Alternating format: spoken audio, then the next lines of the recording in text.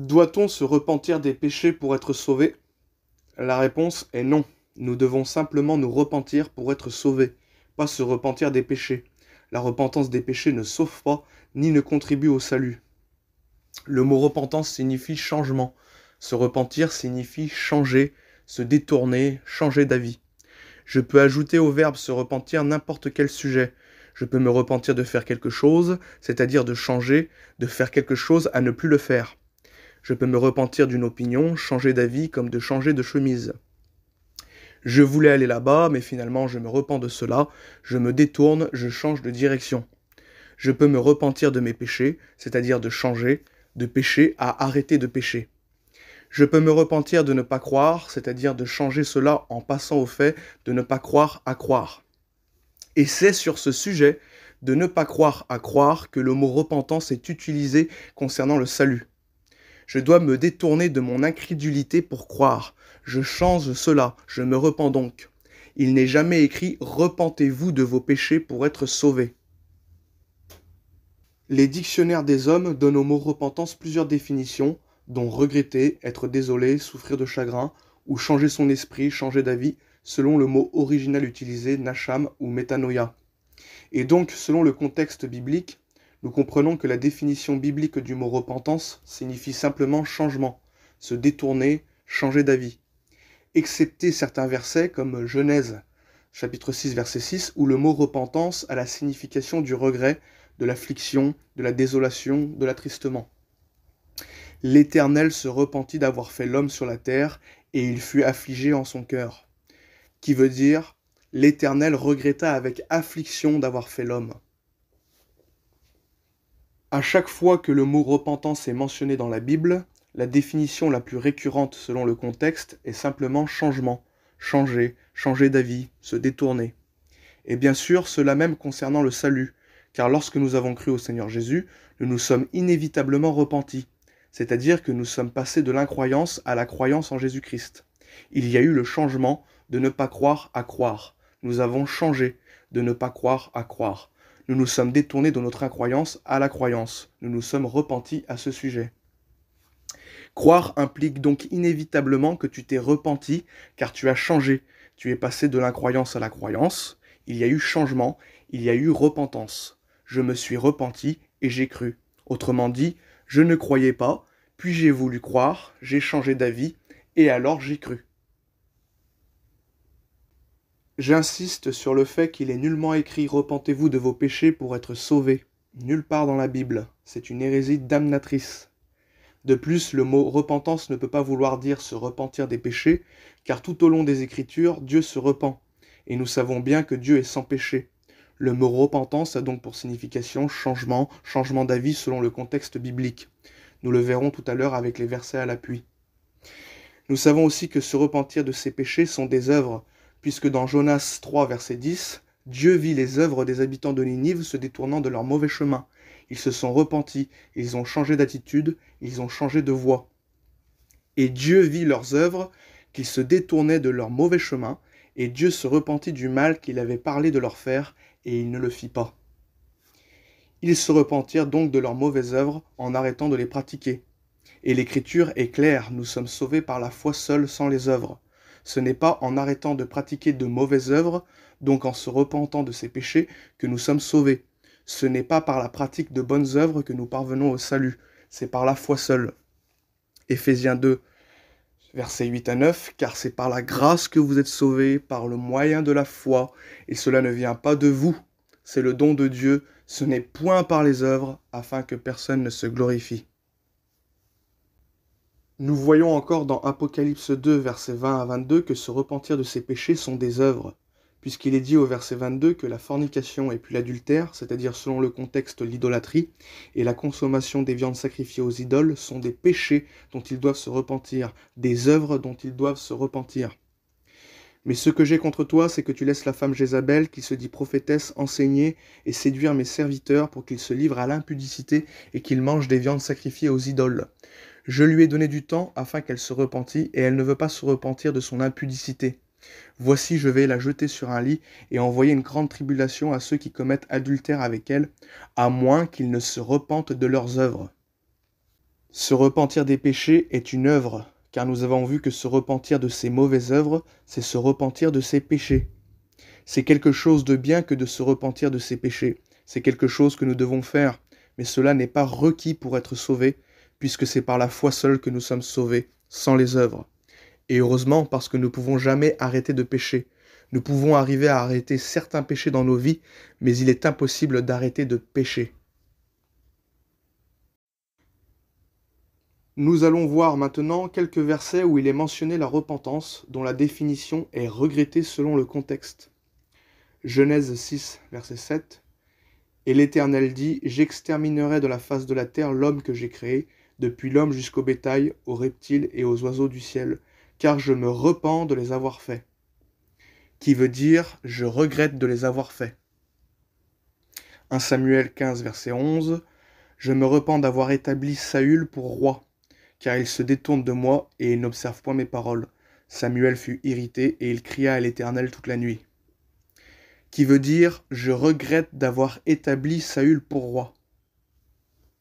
Nous allons voir maintenant quelques versets où il est mentionné le mot repentance, dont la définition est ressentir du regret dans l'affliction, du regret dans la désolation, du regret dans le chagrin, du regret dans la tristesse selon le contexte. Jérémie 31, verset 19. Après m'être détourné, j'éprouve du repentir, et après avoir reconnu mes fautes, je frappe sur ma cuisse, je suis honteux et confus, car je porte l'opprobre de ma jeunesse. Qui veut dire, j'éprouve du chagrin, du regret. Juge 21, verset 6, les enfants d'Israël éprouvaient du repentir au sujet de Benjamin, leur frère, et ils disaient aujourd'hui, une tribu a été retranchée d'Israël. Juge 21, verset 15, le peuple éprouvait du repentir au sujet de Benjamin, car l'Éternel avait fait une brèche dans les tribus d'Israël. Qui veut dire, le peuple éprouvait du chagrin, de la tristesse, de l'amertume à propos de Benjamin. Joël 2, verset 13, « Déchirez vos cœurs et non vos vêtements, et revenez à l'Éternel votre Dieu, car il est compatissant et miséricordieux, lent à la colère et riche en bonté, et il se repent des maux qu'il envoie. » Qui veut dire, il envoie les maux à regret, il s'afflige du mal qu'il envoie, il regrette d'avoir affligé. Nous allons voir maintenant des versets dont la définition du mot repentance est changement, changer d'avis, se détourner selon le contexte. Psaume 110, verset 4. L'Éternel l'a juré et il ne se repentira point. Tu es sacrificateur pour toujours à la manière de Melchisédek. Hébreux 7, verset 21. Car tandis que les Lévites sont devenus sacrificateurs sans serment, Jésus l'est devenu avec serment par celui qui lui a dit « Le Seigneur a juré et il ne se repentira pas. Tu es sacrificateur pour toujours selon l'ordre de Melchisédek. » Qui veut dire le Seigneur l'a juré et il ne changera pas, il ne reviendra pas sur son serment, il ne changera pas sa parole, il ne reviendra pas sur sa parole. Jérémie 4, verset 28, « À cause de cela, le pays est en deuil et les cieux en haut sont obscurcis. Car je l'ai dit, je l'ai résolu, et je ne m'en repens pas, je ne me rétracterai pas. » Qui veut dire, car je l'ai dit, je l'ai résolu, et je ne changerai pas de décision, je ne me rétracterai pas. Romains 11, verset 29, car Dieu ne se repent pas de ses dons et de son appel. Qui veut dire Dieu ne change pas, il ne reprend pas ce qu'il donne, ni ne révoque son appel. 1 Samuel 15, verset 29, celui qui est la force d'Israël ne ment point et ne se repent point, car il n'est pas un homme pour se repentir. Qui veut dire Dieu ne change point, il est fiable, immuable, de sorte qu'il n'y a pas le oui et le non en lui, il n'est pas changeant comme l'homme. Nombre 23, verset 19. Dieu n'est point un homme pour mentir, ni fils d'un homme pour se repentir. Ce qu'il a dit, ne le fera-t-il pas? Ce qu'il a déclaré, ne l'exécutera-t-il pas? Qui veut dire, Dieu n'est pas un homme pour être changeant, il est de parole. Ce qu'il dit, il le fait. Ce qu'il déclare, il l'exécute. Il ne revient pas sur ses promesses, il ne change pas. Matthieu 21, versets 28 et 29. Que vous ensemble. Un homme avait 2 fils, et s'adressant au premier, il dit « Mon enfant, va travailler aujourd'hui dans ma vigne. » Il répondit « Je ne veux pas. » Ensuite, il se repentit, et il alla. Qui veut dire, il changea d'avis, de volonté, il ne voulait pas y aller, mais il alla. Maintenant que nous avons vu que la définition du mot repentance selon le contexte biblique est bien souvent et majoritairement la définition de changement d'avis, de se détourner, Nous allons voir désormais les versets tordus par beaucoup en démontrant qu'il n'est nullement écrit « Repentez-vous de vos péchés pour être sauvés », mais qu'il est écrit « Repentez-vous tout court », c'est-à-dire changez d'avis sur Jésus, vous qui ne croyez pas, et maintenant croyez. Matthieu 3, versets 1 et 2. En ce temps-là, parut Jean-Baptiste, prêchant dans le désert de Judée. Il disait « Repentez-vous, car le royaume des cieux est proche ». Matthieu 4, verset 17. Dès ce moment, Jésus commença à prêcher et à dire « Repentez-vous, car le royaume des cieux est proche ». Nous constatons fort bien qu'il n'est pas écrit « Repentez-vous de vos péchés ». Le sujet auquel les auditeurs doivent se repentir est le fait de se détourner de leur incrédulité et de croire en Jésus. Comment le savons-nous ? Tout simplement parce qu'il nous est dit dans Acte 19, verset 4, que le sujet en question dont ils doivent se repentir est le fait de changer, de ne pas croire à croire en Jésus. Alors Paul dit « Jean a baptisé du baptême de repentance, disant au peuple de croire en celui qui venait après lui, c'est-à-dire en Jésus. » Acte 11, verset 18. Après avoir entendu cela, ils se calmèrent et ils glorifièrent Dieu en disant « Dieu a donc accordé la repentance aussi aux païens, afin qu'ils aient la vie. » Qui veut dire Dieu a accordé la croyance aux païens, Dieu leur fit la grâce de pouvoir croire en lui afin d'être sauvés, afin qu'ils aient la vie éternelle. Ils peuvent donc changer de ne pas croire à croire, c'est-à-dire de se repentir. Acte 20, verset 21. Annonçant aux Juifs et aux Grecs la repentance envers Dieu et la foi en notre Seigneur Jésus-Christ.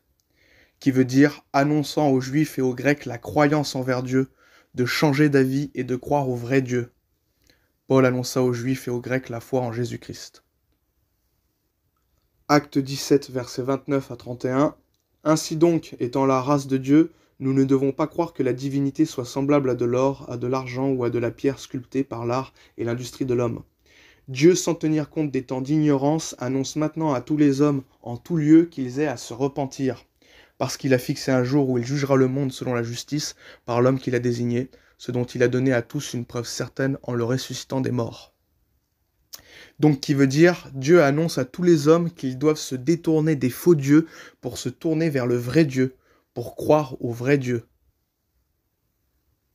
2 Pierre chapitre 3 verset 9. Le Seigneur ne tarde pas dans l'accomplissement de la promesse, comme quelques-uns le croient, mais il use de patience envers vous, ne voulant pas qu'aucun périsse, mais voulant que tous arrivent à la repentance. Qui veut dire voulant que tous se mettent à croire, voulant que tous changent, de ne pas croire à croire.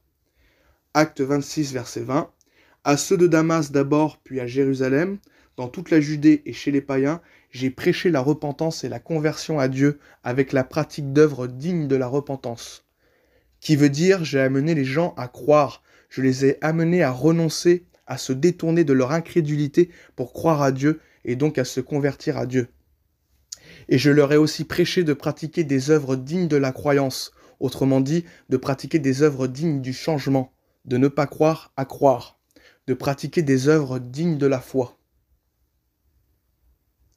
Marc 1, versets 14 à 15. Après que Jean eut été livré, Jésus alla dans la Galilée, prêchant l'évangile de Dieu. Il disait « Le temps est accompli et le royaume de Dieu est proche. Repentez-vous et croyez à la bonne nouvelle. » Qui veut dire « Changez d'avis et croyez à la bonne nouvelle. Détournez-vous de l'incrédulité pour croire, pour vous tourner vers la croyance, vers la foi en la bonne nouvelle. » Matthieu 3, verset 11.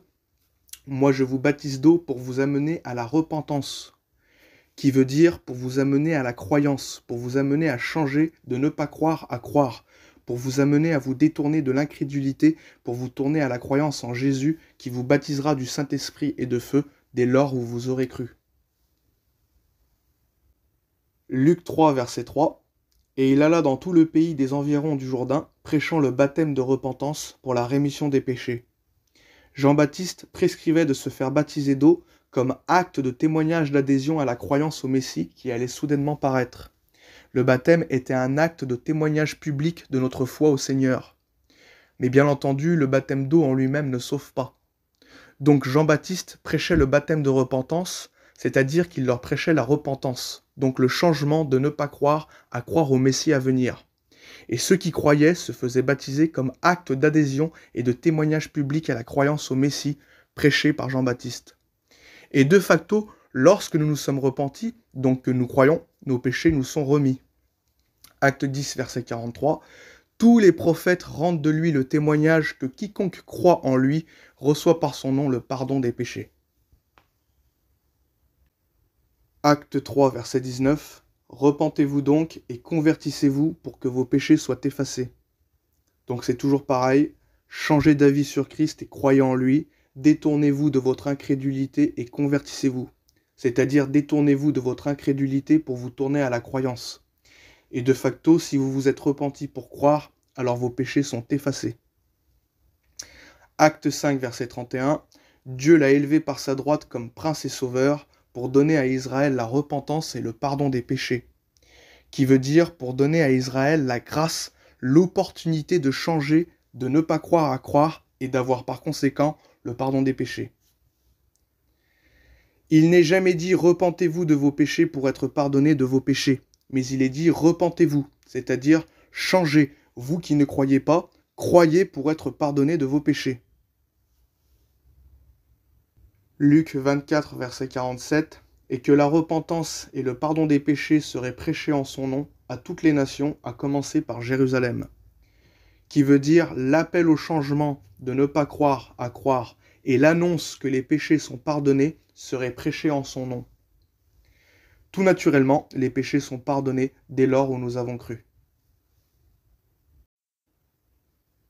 Aussi, lorsque nous nous repentons, c'est-à-dire lorsque nous changeons en nous mettant à croire, nous reconnaissons que nous sommes pécheurs et que nous avons besoin du Sauveur. C'est inhérent au fait de croire. Donc il peut y avoir un sentiment de regret, d'attristement et de pénitence de la part de celui qui se met à croire en invoquant le Seigneur, se rendant compte de sa misérable nature pécheresse. Le Saint-Esprit nous convainc de cela. Jean 16, verset 8. Et quand il sera venu, il convaincra le monde en ce qui concerne le péché, la justice et le jugement. Lorsque nous croyons au Seigneur, nous reconnaissons que nous sommes pécheurs, et donc nous confessons assez logiquement nos péchés à Dieu et aussi à des frères et sœurs de l'Assemblée. Acte 19, verset 18, plusieurs de ceux qui avaient cru venaient confesser et déclarer ce qu'ils avaient fait. Marc 1, versets 4 et 5, Jean parut baptisant dans le désert et prêchant le baptême de repentance pour la rémission des péchés. Tout le pays de Judée et tous les habitants de Jérusalem se rendaient auprès de lui, et confessant leurs péchés, ils se faisaient baptiser par lui dans le fleuve du Jourdain. Ceux qui s'étaient repentis, donc qui croyaient, venaient aussi confesser leurs péchés auprès de Jean-Baptiste et se faisaient baptiser. Bien entendu, confesser ses péchés devant les hommes n'est pas requis pour le salut. Seulement reconnaître que nous sommes pécheurs devant Dieu est inhérent au fait de croire. Le baptême non plus n'est pas requis pour être sauvé, c'est simplement le symbole de ce que nous avons cru. Nous avons été ensevelis et ressuscités avec lui. Comme nous le dit Colossiens chapitre 2 verset 12, ayant été ensevelis avec lui par le baptême, vous êtes aussi ressuscités en lui et avec lui par la foi en la puissance de Dieu qui l'a ressuscité des morts. Nous voyons que Jean-Baptiste, en plus de prêcher la repentance, donc d'amener les gens à croire en celui qui devait venir, exhortait les foules qui avaient cru à agir droitement et de pratiquer de bonnes œuvres, non pas pour être sauvés, mais pour être agréables à Dieu en pratiquant des œuvres dignes de la repentance. C'est pourquoi, après avoir cru, beaucoup posaient la question « Que devons-nous faire ?» Car ils se souciaient d'agir bonnement et conséquemment à leur foi, attendant en hâte le Messie. Ce qui est très bien, mais cela n'est pas requis pour le salut, seulement la croyance l'est. Voilà deux passages nous montrant que Jean-Baptiste exhortait le peuple en plus d'annoncer la bonne nouvelle. Luc 3, verset 18, c'est ainsi que Jean annonçait la bonne nouvelle au peuple en lui adressant encore beaucoup d'autres exhortations. Luc 3, verset 10 à 14, la foule l'interrogeait disant « Que devons-nous donc faire ?» Il leur répondit que celui qui a deux tuniques partage avec celui qui n'en a point, et que celui qui a de quoi manger agisse de même. Il vint aussi des publicains pour être baptisés, et ils lui dirent « Maître, que devons-nous faire ?» Il leur répondit « N'exigez rien au-delà de ce qui vous avait été ordonné. » Des soldats aussi lui demandèrent « Et nous, que devons-nous faire ?» Il leur répondit « Ne commettez ni extorsion ni fraude envers personne, et contentez-vous de votre propre solde. » Voilà, comme nous l'avons vu, la repentance concernant le salut veut simplement dire « croyez » et non se détourner de ses péchés. Autrement dit, repentez-vous veut dire croyez au Seigneur Jésus.